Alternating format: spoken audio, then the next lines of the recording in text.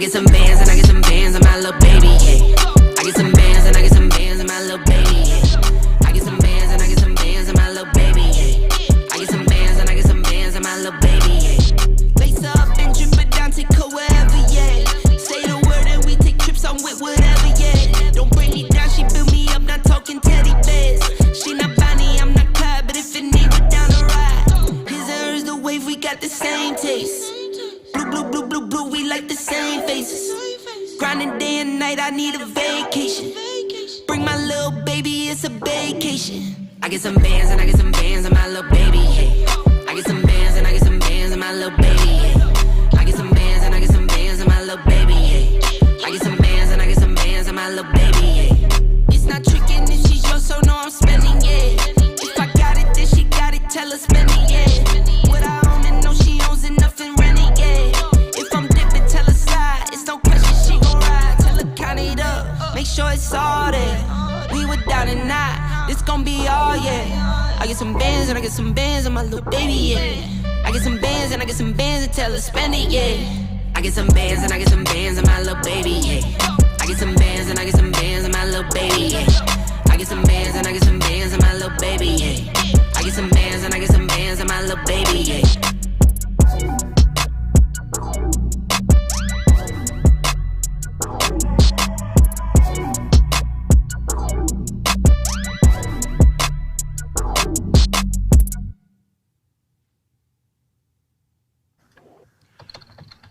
Good morning, happy people. Welcome to another High Five. I hope you had a wonderful Mother's Day, that you spent some time celebrating the mothers in your life, that you were able to spend some time relaxation. Hopefully it was sunny and not windy and rainy like it was here for us today. Today, we are going to have a celebration of what we did this weekend. We're going to hear from Danny and Brian and find out what they did and made the best things this weekend. We're going to talk a little Last Dance. We're going to spend some time figuring out who is the next blockbuster. I'll explain what that means. We're going to find out how in the world do you sanitize your payments equipment? How do we make sure that we are germ and virus free and our best possible best practices when using our equipment across the United States for payments as we reopen? And lastly, if Brian and Danny are given absolutely no leads, all they have is their cell phones, a computer, and a start from scratch in the merchant service industry, how are they getting about it? We're going to start with step one today. All this on the High Five. Let's get going. Let's roll. The time has come, the questions are said, opinions high, discussions are there, show about nothing and everything, it's all the same, with our voices and sales and marketing. Another high five, it's another high five, another high five. The High Five. I am live in Indianapolis, Indiana, but I am not alone because around the world I have friends, but I have two great friends here in the United States that I'm going to pull up here on the screen in a second. I've got to do one little switch so they can't see my video, so you don't see a tunnel. Here they are on the left-hand side of the screen. The man, the myth, the legend, the man who may beat King Jong-un in the golf course because he knows how he could actually somehow golf below 18 on 18 holes. Mr. Danny Shard. How are you, Danny? Oh, are we muted or did I mute you? Did you mute me? Nope, Can you you were. hear me? That was you because you did something. Oh. I didn't do anything. All right. All right, Danny, let's try that again. Mr. Danny Shard. Woo! Good morning, guys. Good morning, Nate. Good morning, Brian. Struggles Happy with Monday. he struggles with technology. Hey, Yeah. don't we all? We struggle. And speaking of the struggle bus, okay, he has nothing to do with it. Over on the right-hand side, the man who actually leads every day the Lincoln Lions to a championship somehow. We have no idea how, but they continue to win even during quarantine. He is winning his life, and he's showing us how to make sure that we're ready for the next thing, the next biggest thing. Mr. Brian Linke, how are you today? I'm really good, Nate. Thanks for the intro. That was, I think I won up Danny Shard on that one. So, my Monday started off pretty well. Let's just say I'm bringing a load of Mondays. I am a little bit, a little bit slow on the grind here. I may have taken some melatonin last night, which I shouldn't have at 2 a.m., and I'm having a hard time wearing it off. So here we go. All right, let's you got to wake it up. I got my bottle of water here. I'm just, let's get the energy going as we go. We're going to talk about what our best thing is this weekend. We start every Monday morning just reminiscing, kind of catching up. It's the men of Paperotech trying to figure out what happened this weekend. Brian Linke, I'm going to guess you had an epic weekend celebrating Brenda Linke, and I know you have a special relationship with your mom. I'm sure you made a phone call down to Florida. What did you do this weekend as Mother's Day weekend? Well, absolutely. We had for Mother's Day, we had went and got a takeout at one of the local restaurants here. They had 2 bottles of champagne and some peach something that goes into champagne and quiche salad. I don't know, what was it, a parfait thing? And it was amazing. But I think the highlight of the weekend, and of course I sent my mom this whole big flower thing, and she was crying on the phone, and it was a pretty emotional moment. But I think the highlight though of the weekend was on Saturday. We had a Zoom graduation party for Ben Linke with Zach Linke and Esther, his fiance, out in San Francisco, my mom, my brother and his wife down in Tampa, and Jacob, Ben, Brenda, myself here in Warsaw, with Ben. And so we had a virtual graduation. So I thought that was a pretty cool thing. I mean, it's the best we can do, and that kind of was a highlight of our weekend. That is awesome. Why am I hearing myself twice? Don't have any idea. I haven't changed anything, but we'll figure it out. All right. Hey, all right, Danny Shard, how are you? I would have been in Bloomington this weekend. Probably saved me about $3,000, but Oh, I think Brian. I got a little. Is Danny frozen for Brian frozen for you, Danny? There we go. All right. He's back now. All right, here we go. Technology this morning. It's Monday morning. The little hamsters and all these wheels need to figure out how this is working. Dan Shar, tell me about your weekend, because you didn't have a graduating senior yet. Because again, congratulations, Ben Linke. And what a weird. I know they're going to do ceremonies, but I saw I jumped on, I think it was YouTube.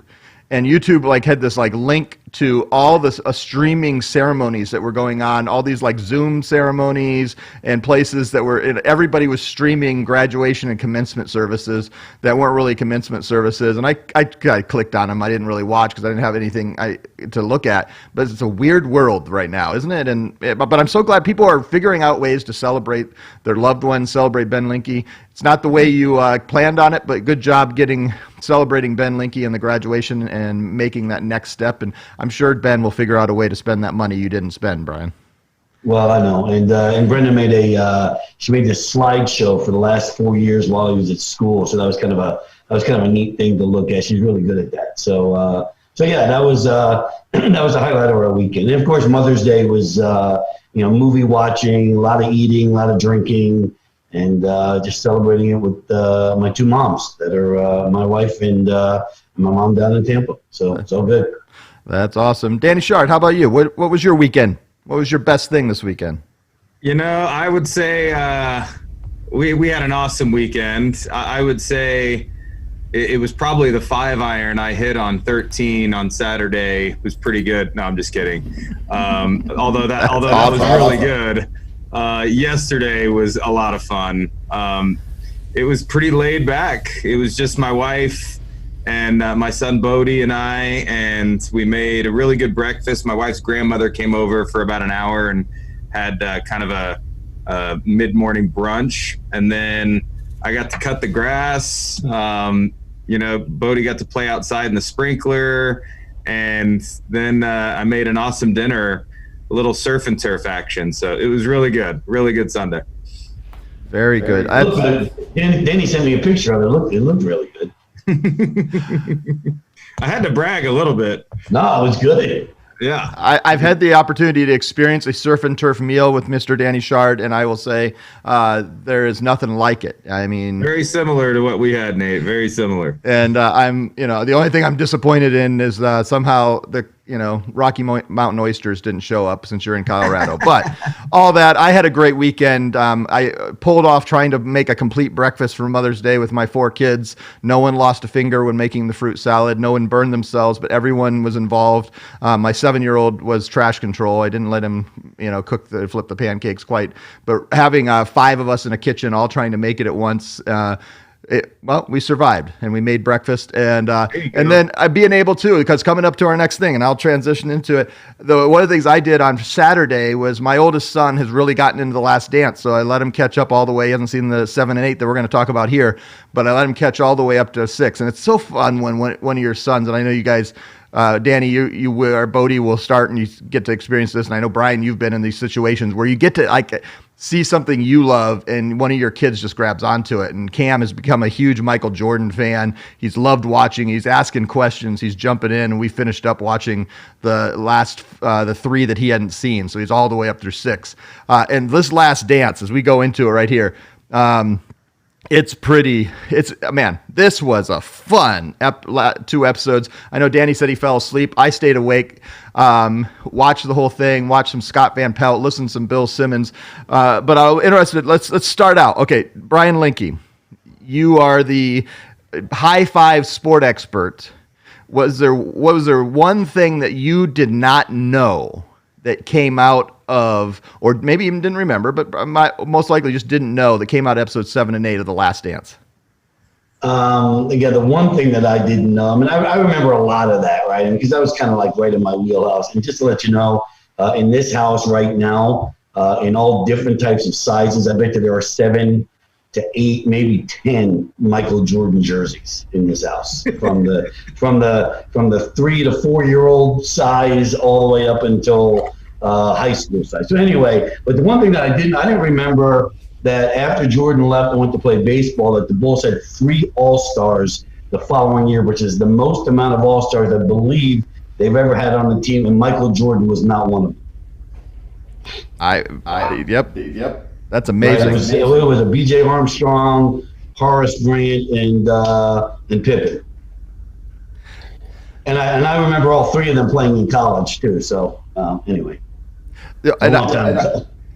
I think one of the things, the first episode really kind of drew out that Michael kept saying, and they were talking about his interactions, and I think this was the biggest view of how savage Michael was, and I use that word with utmost respect and a positive nature. He was a man on a mission, and he continued to say, hey, I don't ask them to do anything I'm not willing to do myself. And I thought, what a leadership principle. Now, sometimes you have to taper and remember that there's different personalities, because he got in the face, and they didn't cover this, how many players just left the team because they just couldn't hack being around Michael. Those who stayed became champions. The Notre Dame, play like a champion. Michigan says those who will stay will become champions. They were champions if they stayed, but they had to go through some brutal. I mean, the interaction and how he drove people and required things and pushed them in practice. Danny, what did you think about that as you were watching that and catching the 7 and 8?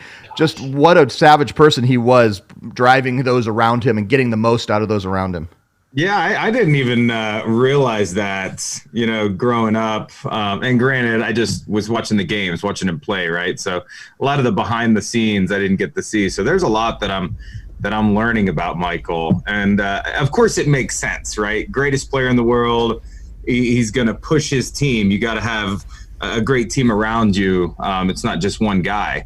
And he was probably the best at pushing his team, and more so, like, I heard more bleeps last night on the words that they used to refer to Michael, and they weren't great, right? I mean, he was ruthless. He was a jerk, but it was it was all about pushing them, and he knew that. So, I mean, listening to B.J. Armstrong talk about Michael was pretty eye-opening last night, and I think, it takes a unique leader to do that and figure out how to push your team. And it's about getting under their skin and making them work harder. It's pretty cool to see. Well, B.J. Armstrong doesn't make the All-Star team if Michael Jordan is on the team. That's exactly right. No, absolutely. That's exactly right. Well, and what was amazing about MJ was how much he got out of other players and how much. So he, last night we covered his going away, and I think for the first time I more understood. There's a conspiracy people that said he left because David Stern was going to have him, and I like that they addressed that head on and had David Stern say on camera, you could say he's lying, but no, I didn't. It wasn't suspending him for 18 months. There was nothing like that going to happen, and I just can't imagine. I mean, how could David Stern absolutely did not want Michael Jordan to leave, because he personally probably lost $10 million of payment and $100 million of value for the league just by Michael walking away. But you felt that spirit, and a reminder of Michael playing baseball and trying something new and pivoting into, so, in the business world, we would pivot into a new lane. Well, he's like, hey, I'm going to, I play basketball. I'm going to try baseball. I'm going to celebrate with my dad and my first love of baseball. And Brian, you say there's no way he would ever made the major leagues. No way. No way. Why is that? I mean, the thing is, again, they went through the thing, and like he had when he first got there, he was hitting the ball and they throw him off fastball. 13-game hit streak. 13-game hit streak. Yeah, on all fastballs, and as soon as they realize, right, hey, wait a minute, let me throw something that curves a little bit. He's just not going to. And again, in today's game, with the split finger fastball, I mean, these guys, Mike Trout can't hit that ball. I mean, no one can hit that. So what I'm saying is once, and that was in Double-A. Okay, once you get past Double-A and you get guys that are throwing mid-90s the entire time and throwing a ball on a curve the entire. Okay, there's no way he makes it. No way. I mean, hitting a baseball is the hardest thing to do in sports, I think. Well, and I agree. It's hard. I totally agree. But there is something about his will. I'm not saying he was going to turn into Pete Rose and be the greatest hitter and slap hitter of any time, or he's going to turn into A-Rod or turn into Barry Bonds and smash home runs. But there was something there. And just watching Terry Francona say if he'd had 1,500 more bats, he would have made it. There's something about drive that when you put your head down and go for it, and if you're of that type of ilk and personality, I don't count anything out. If he had decided he wanted to go get a PhD in biostatistics, I think he could have. I don't know that that's it, because you have to have that drive and passion. But for that moment, and then that passion kind of, when he wasn't going to cross the picket line, boom, would he have come back to the Bulls if that strike would not have happened in Major League Baseball? They didn't cover that, but I always wondered what he was thinking about it, obviously, because he kind of shows up, and that was an interesting story. He calls B.J. Armstrong. He said he went to Baker's Square for breakfast. Who gets to see that? Michael Jordan hanging out with B.J. Armstrong, and then he follows him into practice and practices with the team as he pivots back to basketball. But he tried something new, and I just think, sometimes there are those of us in a personality, we just get bored, and I think he got bored and overworked, and so he switched over. I think he may have made it, but then he went back and he realized, you know what, I'm going back to my lane where I'm really good. And, I always, it's not original to me, but I stay in your lane. And he went back and figured out what his lane was, and he came back the best. But would he have won the next 3 championships if he wouldn't have lost to the Magic that year when he came back? What do you think? Well, real quick, you know what I loved about last night, though, that another thing I didn't remember, but when he went to number 45, which obviously did not look natural on him, and I found it hard to believe that's the number that he wore in high school, but whatever. Okay, that he had what's the word? The superstition. Okay, that okay, you know what? I can't play in 45, so he goes back to 23. That's so me, right? That's so like, okay, I need to wear the same socks. Right? I need to wear the same thing, and I just love the fact that even at that level, guys are doing that. Totally. Yeah, I would totally agree. And in regards to him coming back, Nate, no, I don't think he comes back without the strike. I don't think even he knows, though. Right. You're probably right. But I definitely think that was a driver. But, I think it's a true sign of someone who's extremely dedicated and successful that's not afraid to take chances, right? And we can relate this to our business too. I mean, someone that's not afraid to literally and figuratively, go play left field, right? Just completely get out of their comfort zone and do something totally different, have a different focus. We've got a lot of partners even doing that right now and all the different solutions and cash discounting. It's just totally against the grain from what we've done for the last 20 years. And Michael did that.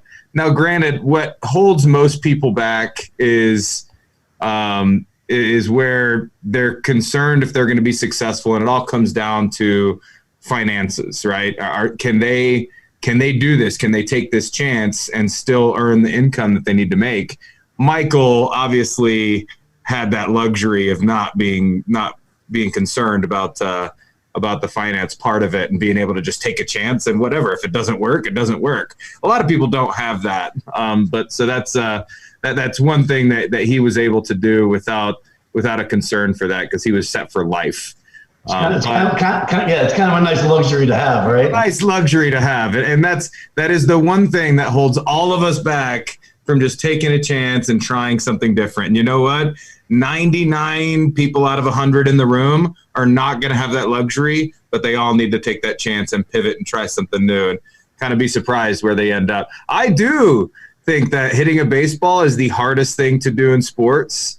That and probably being a goalie in hockey. Those two things to me seem like the toughest things to do. But for him to go out there, I do think he makes it into the bigs with 15 more 100 at bats.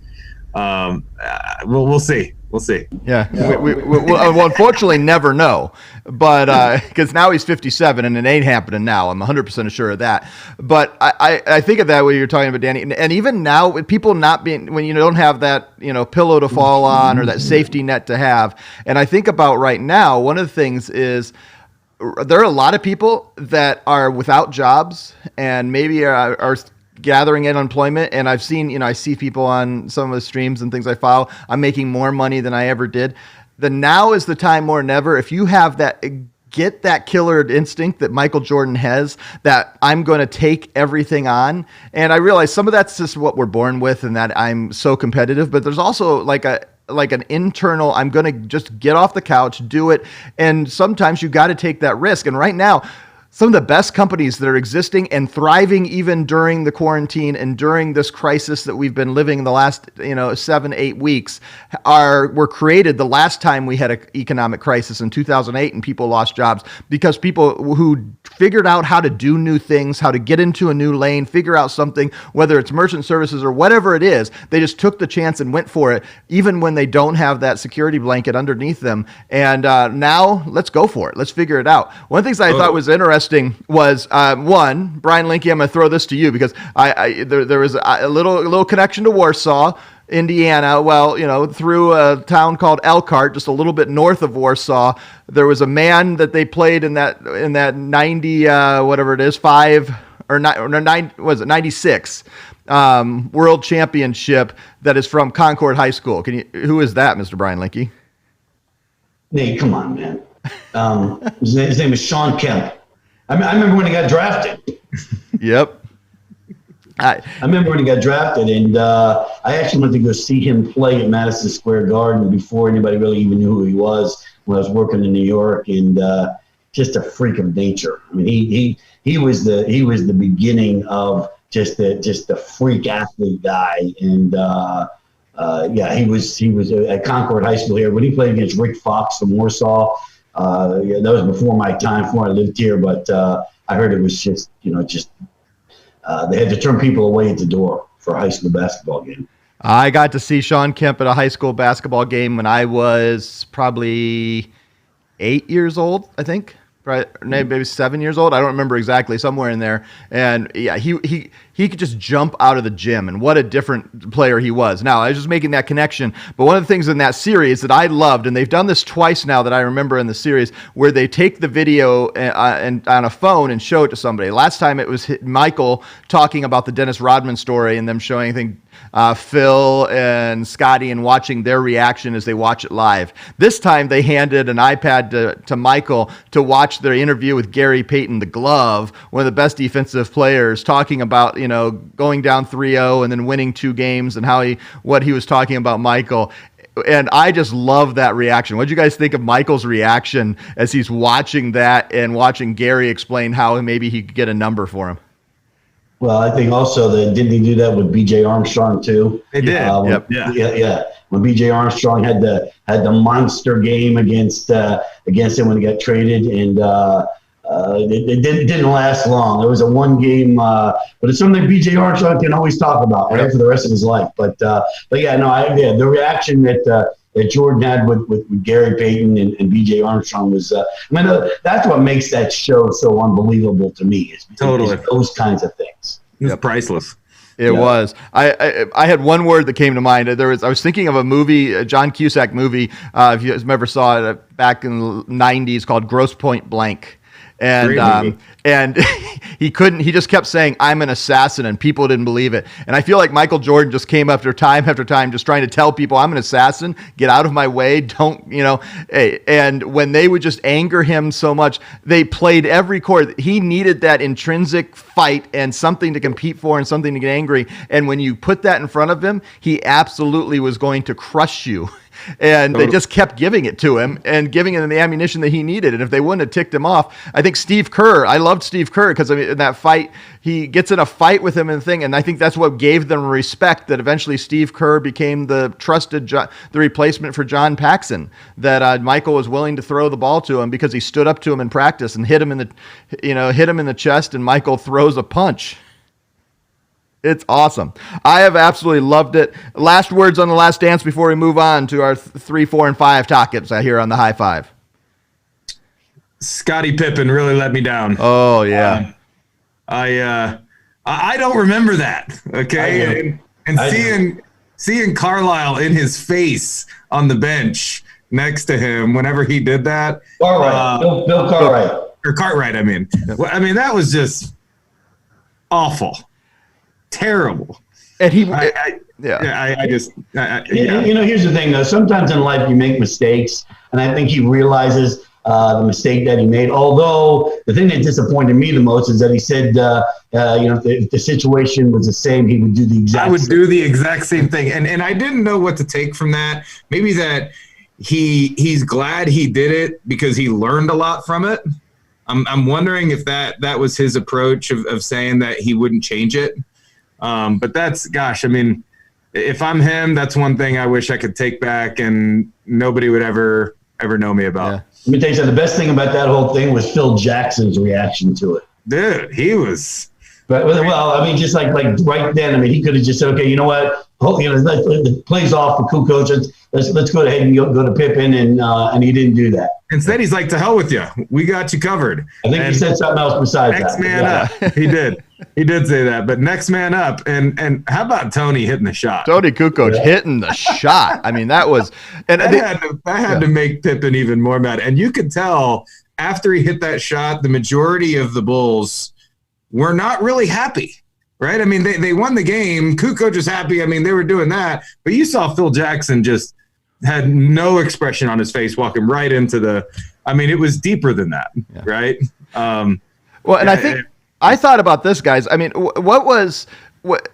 great. Thanks for bringing that up, Danny, because I remember this part, and I was thinking there, what would have happened? Because I think nowadays – that player would have been booted off the team when that series was off. That he would have been traded. Something would have gone on, and a second chance. And Steve Kerr said something that wasn't the Scotty I knew. I think is how. That's maybe not the exact quote, but this is who I was. This is what. And they gave him a second chance. And I'm 100% sure that at least portions of that, until they found another Scotty to the Michael.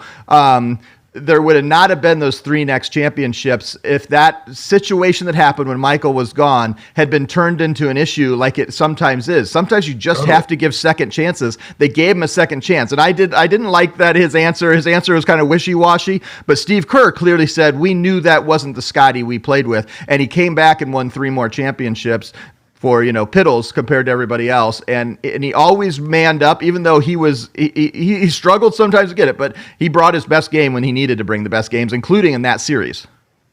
Totally agree. So yep. Because I think a lot of times people would just write them off. All right, let's move on to number 3. So we're going to have a question. So I'm going to bring who I think this is. In the world of business, we always talk about who's the next blockbuster because we think about Reed Hastings and the crew at Netflix. When they brought Netflix to us, they started bringing us the mail order DVDs, and then they pivoted to online streaming, and their biggest competitor when they first started was Blockbuster, the little store that was on every corner across the United States selling VHS tapes to DVDs, and we're thinking no one was going to be able to beat them. And Netflix comes in there, gets to the market, grabs the market share, becomes the brand, becomes the Kleenex of DVD mail service, and eventually pivots even more and gets out of the mail service to do it. And Blockbuster is left with, I think they're down to 2 little stores. And so the question is, in this industries of what's going on, are there businesses right now that we're worried may become the next Netflix if they don't change how they distribute what they're doing? Or excuse me, the next Blockbuster. Thank you. I got Blockbuster. Thank you, Danny. And here's the one. I'm going to bring one that I think will be interesting. Here's the one I think I was thinking about yesterday, and when I came up with this question, so I haven't even told these guys because I wanted their reaction. Yeah, I want to hear your first. I think that one of these can be. I think ESPN could become the next Blockbuster. They're airing this thing, but you realize they didn't produce this. They're putting their name on it. This 10-part video series is saving their bacon right now. But I think they are having a hard time. I was looking at the numbers. Barstool Sports is out viewershipping them on everything. There are multiple different avenues of online media that are in the sports lane that are getting 3 to 5x more views than they are. And they're still struggling to try to figure out. And they have some unique shows, Get Up and a couple that are trying to make it, but those shows never were getting more than a couple million viewers, and they were just an afterthought and a couple things on social media occasionally. But I think on how they present sports and how we take in sports, if they don't watch it because sports are changing, if they don't figure out a new way, I think some of these startups that have some investor money that are figuring out new ways to reach audience, and because sports are becoming less and less prevalent in our society because of this quarantine, we don't know when they're coming back. We all claim to them, but I think it's going to take a long time to build back up. I think ESPN has a chance. I'm not predicting, but I think if they don't make some major changes of how they produce their sports, how they cover their sports, if they keep thinking that everything has to be done through the Sports Center, they have some great things, but they cripple, I think, Scott Van Pelt, because I know from inside stories, some people that I know on the inside, that he desperately wants to do some creative things outside of just being on the air and being at 11 o'clock, and they've got to figure out. Now, they made a little change in letting the F words fly on ESPN and letting the edited versions be on ESPN2, do some things that are a little interesting there. But I just wonder. That's my one. I think they are on the edge right now, and what ESPN's going to be now. Mother Disney may have enough money to save them for a long time, so that is another issue. But that's my controversial one. What do you guys think? Well, I mean, again, I'm so much older than you, Nate. So I remember like it was yesterday, walking down the streets of Tallahassee, talking to a couple guys as we were going to our next establishment when ESPN was just invented, and the three of us were like, okay, it's never going to make it, right? I mean, like who in the world is going to watch sports 24 hours a day? And what are people going to watch at 3 o'clock in the morning? And somehow, some way, they figured it out. And not only did they figure it out, but they figured it out, 1,000 million times, right? I mean, it's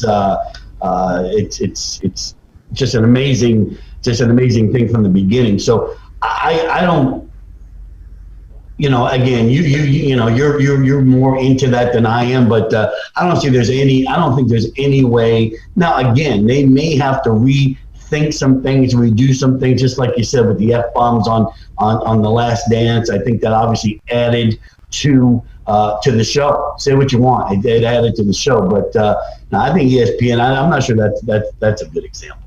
Yeah, I would 100% disagree with that, Nate. But I think it's easy to say that. I think this is an unbelievable question and topic because, again, the whole concept is we need to pivot, right? Businesses need to adjust. They need to stay ahead of the curve on technology and everything else, so they don't get left behind like Blockbuster did, right? I mean, but who would have thought, as Blockbuster had their concept, that all of this was going to happen? So they didn't. And I don't know how they could have changed, but they they would have kind of been the what is it, the red box that's out in front of like the grocery stores, and then could have been a part of Netflix, or maybe that was their pivot, streaming services and things like that. But I think it's easy to say right now that ESPN could be the next blockbuster in that aspect, because there's no sports right now,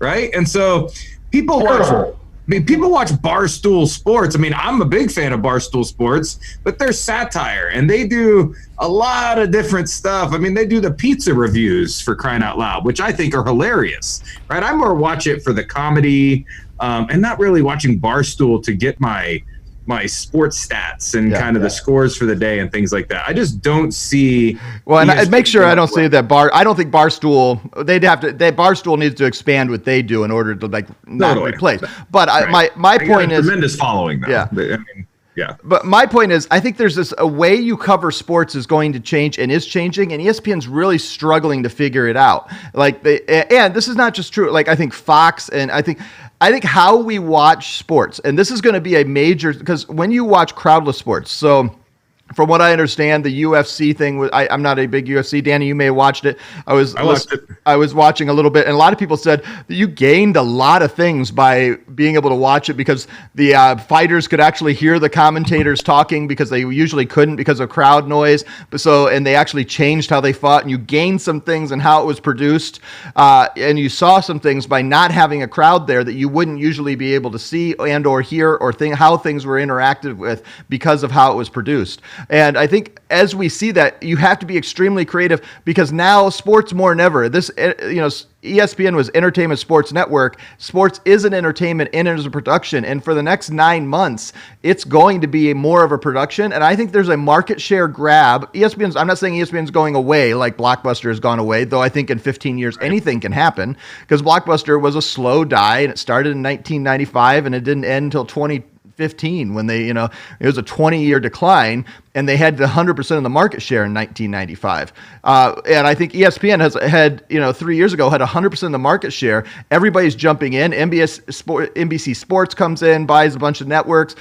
This Fox Sports networks were spun off and now are privately held. There's a lot of new players in the game. Disney cut a lot of things. I think ESPN, I stand by it. And I would have said this pre-coronavirus, that ESPN's got to figure out a new pivot to change how they cover sports, to be able to be relevant when suddenly I'm right on the edge and probably just past where the money is made for advertisers, and they're not gaining an audience that's 18 to 30. And they are struggling to find that audience. People are barely watching, and there are some people that say there are more people that watch 18 to 30, the streams of the games, than they do actually turning their TV on to watch it. And so they're figuring out other ways, sometimes illegally pirated ones. We won't go into that. But that's mine. Any other guys, I gave this question to you yesterday, gave you a little longer than I usually do to let you percolate. Any others that you've thought of that may be the next blockbuster? I know we don't agree on the ESPN one, but I think it's an interesting discussion. And someday I'll be proven right. If you're going to say ESPN, how about companies like Comcast? If you're going to go to that, Comcast, I don't know. It just seems to me like there's like they were like the major player there, and now there's a whole lot of different ways to do it. And I think as we evolve, they may be one of the companies that has a hard time. Well, and Comcast is no longer Comcast. I mean, Comcast, so little of them being the ISP that they were. They went out and bought NBC. They now, they have the Peacock, which is the worst name of any streaming thing, because what are you going to say? Well, I just went out and, where'd you watch it? I watched it on the cock. Yeah, give me a break. That's absolutely asinine. Come on, NBC. I don't care what your colors are. But, and I'm going to make fun of that even if it becomes a key main word, because I used to make fun of the word iPad too, but and now it just is normal. But I will hold to that right now. But I think NBC is a perfect picture, Brian, or Comcast, because they have Universal, NBC, they've bought up, like Verizon goes out and buys Time Warner and has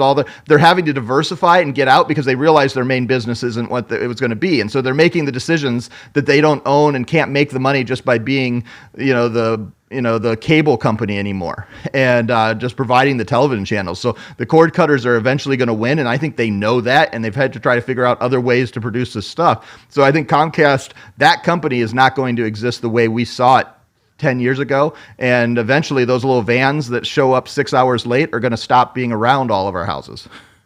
North American Bank Card goes out and buys Total Merchant Services, right, Dan? That's right. Yep.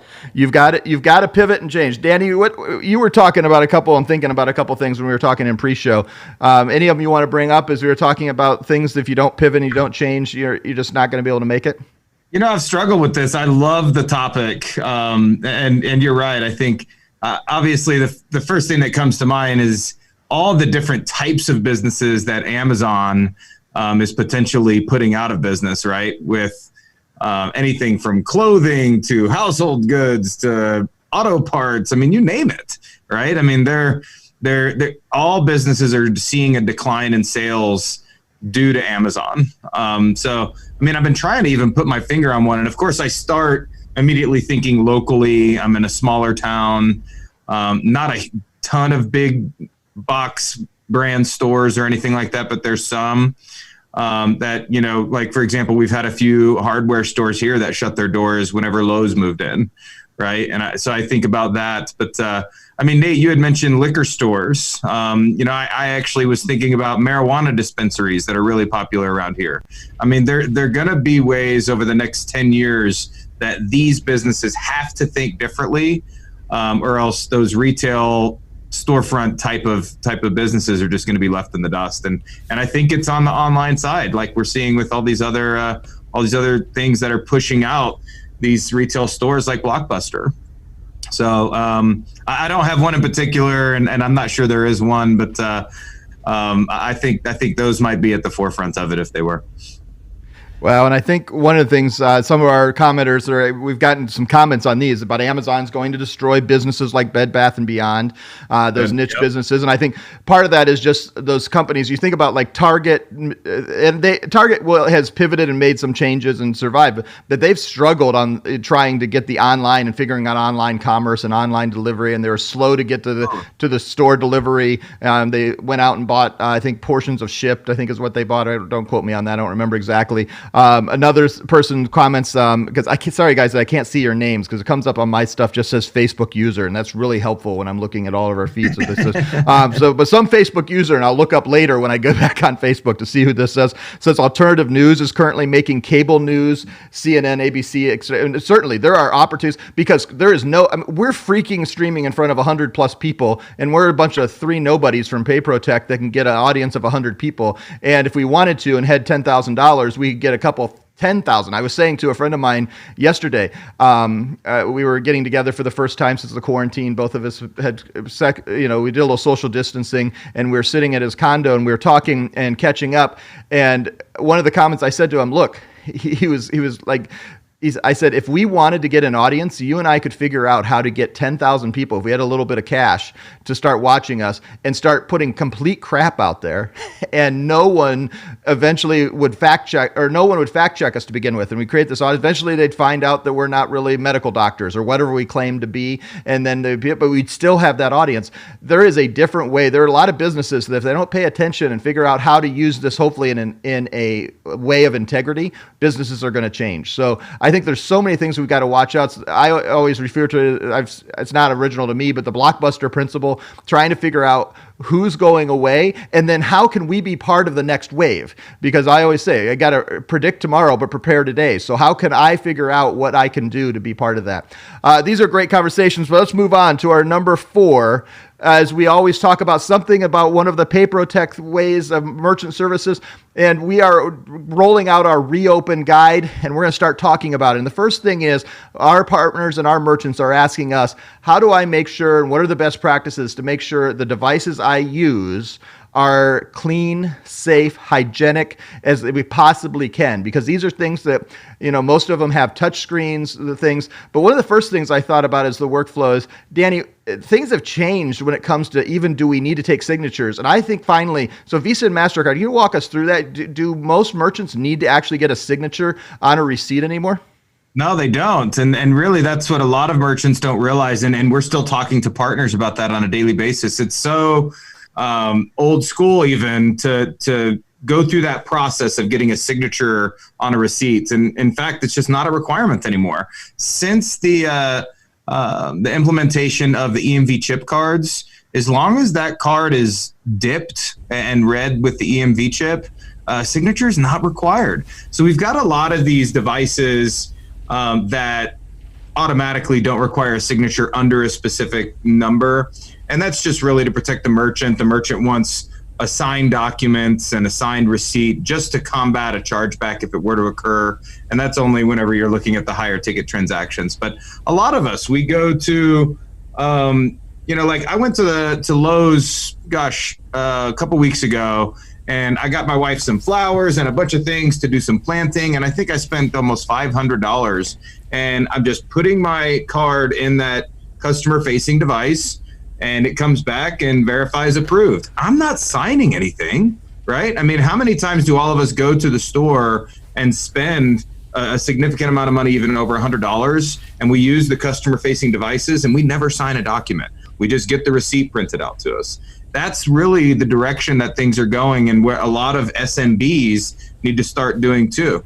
Contactless payments, Nate, I think is what we're going to talk about next, and that's exactly what we're referring to. Apple Pay, customer-facing devices, chip-read transactions that require little to no contact with the consumer.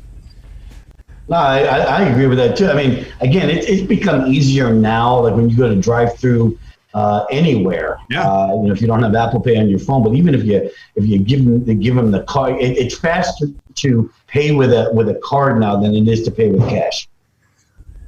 It is so interesting of how it changes as we go, how our payment systems change. And I think this is going to fast forward some of these, how it's done, because walk us through, guys, a typical transaction, how much contact has to happen? One, it used to be that the card always had to turn over and be handed over to the merchant or the merchant's employee to be able to make that transaction. As we think about that, how many different ways can we think about how we can limit the amount of that card ever being moved? So there's very little transfer of those type of things.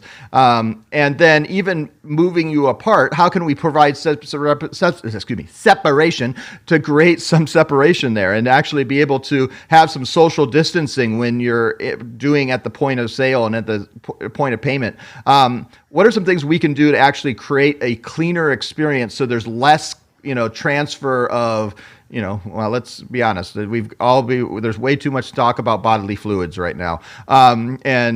So people are wearing masks. Certainly that's helpful. Hopefully that's not, spreading some things, though that the science is still out on some of that, but we all do it. So let's do it.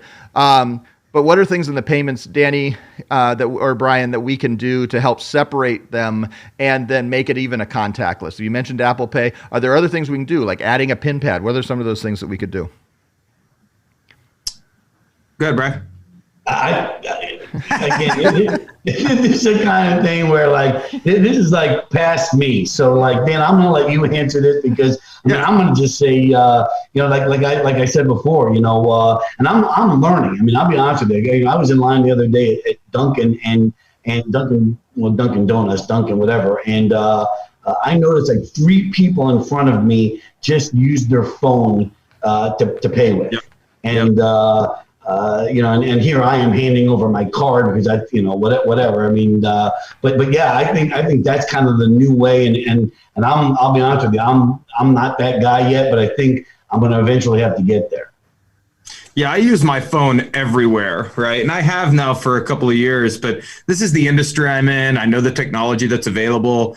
And I talk to merchants about that too. Like, hey, can I just pay with my phone? And it's shocking, especially here in a smaller community, how many merchants don't have that capability. Well, for me as a salesman in this industry, that is a huge opportunity for me to improve their customer experience, right? I mean, I'm in that, not the 18 to 30 bracket anymore, but I feel like I am. And that's the group that is using that the most, I think, right? Nate, you probably know the stats on who's using this NFC and Apple Pay type of technology for payments. And I'm sure that a huge percentage is in that age gap.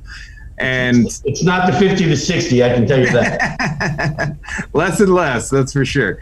But having external devices, customer-facing devices, and the ability to do that, having signage that says we do Apple Pay, and also helping merchants have those conversations with their customers, right? And saying, hey, by the way, you could pay with your phone now if you want to. And so merchants driving their consumers to do that, because a lot of times, like Brian, don't even think about it. Just pull out the card, right? That's what people have always done. And so I think merchants advising consumers and help train their consumer about the different ways that they can process payments. And right now it's all about safety, right? So Nate, we talked about getting these devices out in front of the customer, but sanitizing them every time, right? And you gotta do that to make sure customers feel safe coming into your establishment. You don't have to do that if they're paying with their phone. They literally just pull it out. They're coming, about 6 inches or less, a foot away from it. They're not touching the device, and it catches it and it accepts the payment. So I think that's something that we really need to push for. A lot of our devices do it. Obviously, the Verifone with the VX805 pin pads. We've got several POS systems that we can have those units be customer-facing devices.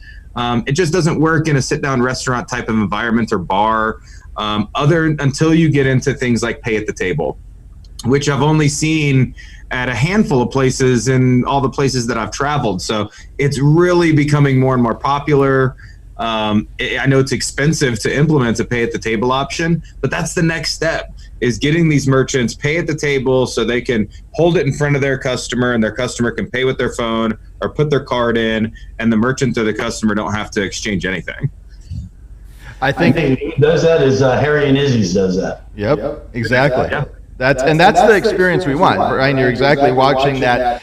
And one of the other things is, and I know I was reading some things up, best practices is how some of the merchants are choosing to do it. So a lot of them there are different names for it out there, but it's the contactless pass-through, they're calling it. So like if you have to take the card, like for some reason you can't get a pin pad that they can insert the card, how do you take that card? One of the things is thinking through, okay, I'm going to have a bin that I disinfect every time my customer's wearing, or my employee, man, I can't get my employee is wearing gloves. They hand out and put out a bin that the person puts the card into. So there's never a point-to-point contact. There's still at least a foot away because they're putting it in, and then they walk away, do it. They show that they're sanitizing, wipe it down with a wipe, and then put the card back in a clean bin and hand it back, and they can take it out. One of them I saw as best practices, apparently Burger King's doing this, and choosing how they can make sure that people aren't actually even touching each other, because that's where you start getting all this stuff passing through. And as we're thinking through this right now, we want to make sure our customers feel the safest they can, because the safer they feel, even if they make fun of us, if they feel safe about it, they will do the more transactions. And if they walk in and go, man, no one here really cares, and they just sneezed in my face, they're walking out the door. And so I think we've got to think through, how can we make this transaction as simple and easy? And then even, I think that we're right, whether it's Google Pay or Apple Pay or Samsung Pay, they all work on most of the modern devices. And if you walk into a store and they say, hey, you can't have it, we now know that there are now 100 million users in the US that have paid in the last month with one of those 3 pays, mostly being Apple Pay. That's been the biggest adoption. But that's a lot of consumers that want to do that. And Walgreens announced recently that 35% of their payments are now contactless. And because for some reason in the U.S. we missed out on the being able to do the NFC and the cards, because I never understood why that's all over in Europe, and no one actually even dips a card in Europe, because all their cards just are tap and go. But here in the U.S. we never figured that out. But we do have phones that will do it, and most people are carrying it. And if they set it up, now that you have 100 million people that have already set up their Apple Pay, and that's going to grow. That's going to get to 200 million. And I know, Apple's made it easy. I have a prepay card for my daughter that I put on her Apple Pay that she can pay with her phone with her controlled debit card that I give her. And there's so many things that we can think through, and it's not just younger generations, because eventually some of those who are being conscious about it, Brian Linke's age, they're going to do it too. So you have to think through these things. Danny, last question on this, as we talk about being streamlined in how we do our payments, and really being one of the things we were talking about pre-show, and maybe you can think about it. is how to be careful in disinfecting if you do have to have, let's say PIN debit. PIN debit still, you have to put in the 4-digit code to be able to finish the transaction. And that code, obviously, for the security of that code, has to be done by the customer. What are the best practices to do PIN debit that you can think through? Really, it's just about having, obviously, you have to have a customer-facing device for them to put the PIN number in. But I think, it's very easy to overanalyze a lot of this stuff, right? And I think it's just about making it available to the consumer that you've got wipes by the device, and that not only does the merchant do it, but then the customer can feel that they can wipe their hands off. I don't really know the answer to that other than that, Nate. I think it's just providing sanitation wipes and things like that by the device if PIN debit is something that they still want to do. We also need to be helping merchants identify that PIN debit really isn't helping them anymore. A lot of merchants did it because of enhanced security, which goes away with the EMV transactions now. PIN debit has also been cheaper if your transaction is above a certain amount, usually $50, $75 and higher. PIN debit potentially can be cheaper. But now with programs like cash discounting or a lot of SMBs taking transactions below that amount, PIN debit doesn't help at all. And in fact, it just creates an additional touch that the customer has to do to process the transaction. So merchants need to go to, processing every card like a credit, implementing cash discount programs to eliminate processing fees and minimize that customer contact as much as possible. I agree. All right, let's move on to our last topic today. Every day this week, we're going to talk about if Brian and Danny have to start their merchant services business from scratch. They have a phone, they have a computer, and that is it. They don't have any portfolio. They've never signed one merchant in their career. They are starting from zero, but they do have all their knowledge of how this, so they don't have to go get themselves trained about how this works. No working with Coach Mike. They already know how this stuff goes. Let's talk about what would you do? I'm interested. So how would you, step one, you got to find some prospects, some merchants that need credit card processing. How are you guys going to go about doing this? Full credit, I'm stealing this from Frank Kern. This is something he's been doing on a different product. So I'm interested in these guys. How do you start? You got a phone, a computer. What are you going to do? I'll start. And I'm going to stand in, and Danny Shar's already mentioned this. I'm not sure on this show, but he's talked to me about it before. And again, this is a Matt Hoskins thing that he taught me about 10 years ago. And if any of our agents are listening, this is something that this is an easy one. This is something that you have to do, and especially now since PaperTech is so involved with so many different companies. Just Hot Sauce and Paradise, Cash Buoy. I'm just kind of throwing it out there, but Matt Hoskins taught me, grab a roll of paper, right? Put your business card around the roll of paper, okay, and just rubber band it around there, and just start going door to door, not to sell anything. We could walk here and say, hey, you know what? I'm in the industry. I just want to throw my name out there. And I'm sure that if you got with Hot Sauce, or you can call me, you can call Danny, you can call Nate, and Hot Sauce Paradise. Cash Buoy is a huge one, I would think, especially now coming out of this thing. Everybody needs money, and I think if you got with Sean Pekin at Cash Buoy, and or you can go through me and get them to put something on one of your business cards. I think it would go a long way. Where you're not selling anything, you're just walking around, just handing out paper with your card on it. With some of these products that we offer, I think it would go a long way as far as getting some prospects, getting you started. And I do love, Brian Linke, that there's a little exercise going on in your background. It's just starting to start the live exercise going on right now. Because as we go along. You're doing riding an exercise bike. I'm not sure what's happening. All right. But anyway. No, and I think that, and so the opportunity to give a complete no strings attached free gift, that absolutely is something that we can do. So whether it's paper and being able to walk in, and I would think, be relevant. Everybody could, if you can source some little bottles of hand sanitizer and send those out, right. or if you can source some wipes, and don't. when doing the prospecting, don't try to say, hey, I'd love to talk to you about this. Just say, look, if you want some more of this is what's worked for several people that have tried this. If you want more of whatever you're giving away, whether it's receipt paper or you're giving away hand sanitizer, if you want more, just email me. I'll come back in and give you more. So when you're local and you're able to do that and do a route doing that way, it's a great way to start some prospects. Danny, how about you? Your other thoughts on starting from scratch and how you would start developing some prospects? I think, it's no surprise Brian was onto something there. And it's, somewhat back to the basics, right? I'm seeing a lot right now with competitors, POS companies. I mean, so many different service providers in our industry that are reaching out to me, recruiting me in a lot of different capacities. And I'm really not paying attention to much of it, which I usually don't, but I definitely read up on it. But from anybody else's perspective, they're just getting bombarded right now, right? So it's like, who are they responding to? And I think they're responding to the people that are genuine and actually putting in the extra legwork and making calls and talking to them, right? And being a normal person.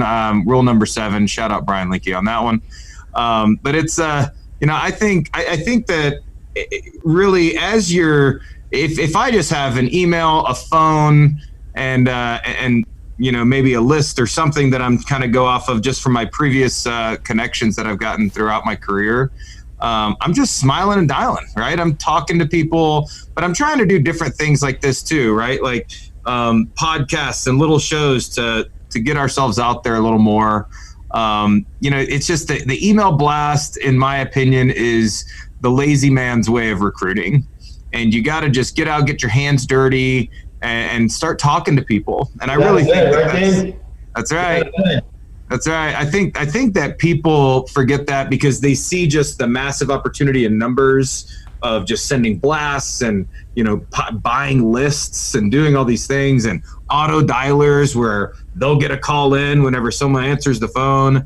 A lot of that is a lost art, in my opinion. And I think it's something that people need to get back to, especially to differentiate from everything that's out there today. Well, again, back in the day when I was, out of college back in the mid '80s, and you could go door to door knocking on doors and one to the next and next and next. I think that's kind of an antiquated way to do it, and I don't think that's really the right way. But to just walk around into buildings, into restaurants, into bars, into liquor stores, into retail stores, and just hand out, like, hey, you know what, I'm working for a company now that we're dealing with the point of sale systems, and here, take this and give me a call. Obviously, you'll call them back at a later date, or you'll stop by. But get back to the cash buoy thing. Everybody's going to need some money, and a lot of these companies don't even know that we offer that unless you tell them. Yep. Well, and I think we've got to find ways to build, and at the end of the day, we always think business to business sales is, we think group to group, and it isn't. It's still person to person. You've got to get in that contact. And so in starting from scratch, if you're truly starting from zero, you've got to figure out a way how to bridge and create a beginning relationship with a person. And an email blast is, it could be part of the play, but it's not the whole playbook. You've got to be able to figure out what are ways you can do it, whether it's, hey, I'm just going to start calling. Let's say you are remote and you can't leave your house. Well, I'm going to start calling businesses and saying, by the way, please look for this. I have a priority mail envelope that I just sent to you that has a free hand sanitizer and a receipt paper. When you would like another, just let me know. Now, there's some cost to that. I didn't say you had any money, so you'd have to I'm going to figure out how to make the $3 that it costs to have that priority envelope sent. And how to drive down the cost. But there are creative ways to start thinking about getting those prospects. Maybe you join a group, and whether it's Facebook groups, search for Facebook groups and community groups where you can be part. And how can I help and build my community? now more than ever, there are all these little trade groups that are helping each other on Facebook, on LinkedIn, and they're sharing ideas. And join those groups, and don't try to sell your services. Just try to help them and try to create some networks and try to help people so they know your name. And when they're ready to make a decision on that, they call you, or when you have built enough trust, you can then ask for the call. And we'll talk about those next steps, because right now it's just trying to get them to know who you are and be willing to talk to you. And you've got to figure out those things. Brian, Danny, last comments on this is how you would start from zero, just starting to find some prospects, because we know tomorrow we're going to start talking about what you're going to do with these prospects after you've given all this receipt paper and after what's the next step. But today, last thing, any other ideas on how to gain some new prospects? Nope, I totally agree. I mean, it's about building that pipeline, right, Nate? Yep. And then as you get that going, you're going to see them start to need you as they come up. But it's about the follow up, and it's about getting enough people in your pipeline that you're going to build that following, if you will. Yep. Absolutely. Well, this has been another great episode of The High Five. As I play some music, get us going here. To close us out, I want to thank Danny Shard and Brian Linke for joining me as we talk about all the things that we've talked about. We started out with our weekend. We've talked about how the incredible Last Dance. Man, if you aren't watching that, no matter you're a sports fan or not, it's so good. And we talked about how in the world, what to stay away from being the next blockbuster. I will be proven right that ESPN better either change how they do things or they will go away within the next 20 years. And we talked about how in the world to keep your payments clean, and then how to start some prospects. All these things on The High Five. Danny and Brian, let's close it out with your words of wisdom, your acknowledgments, whatever you want to say. Last word, Brian Linke, and then Danny Shard. Go get a haircut today. Right? We're opening up, right? Things are starting to get a little bit better, but today I think it's day one. Go get a haircut. Hey, rub it in. My barber can't open until next Monday down here in Marion County, so just rub that in. Thanks, Brian Linke. I'm getting shaggy over here. Well, all right. I know Ben Linke's got an appointment tomorrow because I gave him mine at 8:45, so I know in Warsaw, Indiana, we're getting haircuts. Yep, you are. I know you are. All right, Danny Shard, what say you? Yeah, it's a beautiful Monday. Definitely start getting out there, building that pipeline more, because volume's increasing, things are opening up, and keep an eye out for stuff from PaperTech. We're going to do a big webinar specifically on Edge and cash discount, how to sell it, what you do sell with, pricing options, rebuttals, the whole thing. You don't want to miss it. That's going to be on Wednesday, so make sure to jump in. All right, let's make sure. I'll make sure I pipe that as we bring up our thing. 10 a.m. Pacific. For you West Coasters, I led with Pacific. You always say why you're second. At noon Mountain Time, 1 o'clock, and I just left Central all the way out Eastern. That's when we're going to be doing that. Look for it. It's called, look for the email. And if you're not on an email list, email me at nmanahan@papertech.com, and I'll make sure you get it. The email will come out this afternoon. And this has been another High Five. Opinions high, discussions on their show about nothing and everything. It's all the same. We've got sports, entertainment, sales, and marketing. High Five. We got